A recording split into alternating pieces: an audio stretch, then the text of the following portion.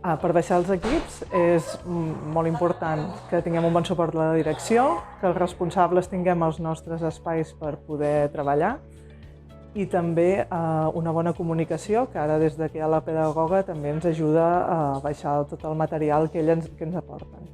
Com a barreres tenim molt de material, sobretot els PAIs i els procediments, que és molt difícil a l'hora de baixar-los a tots els professionals. Una altra barrera que també tenim és la dispersió i fer visible a tots els professionals la importància de tot el que estan fent en el seu dia a dia, que ja prou feina tenen habitualment. Implantar la qualitat assistencial en un servei de medicina intensiva implica establir protocols clars, fomentar la formació continuada del personal i promoure una cultura de millora contínua centrada en la seguretat i el benestar del pacient.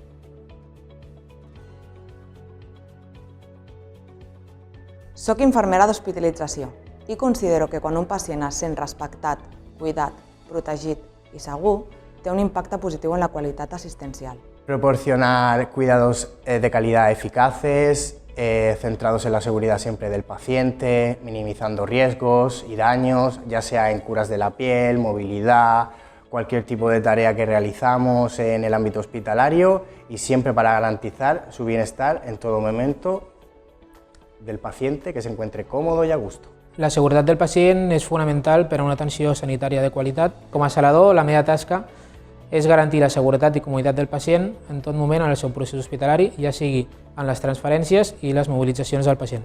El Servei d'Anatomia Patològica és un dels serveis centrals de l'hospital.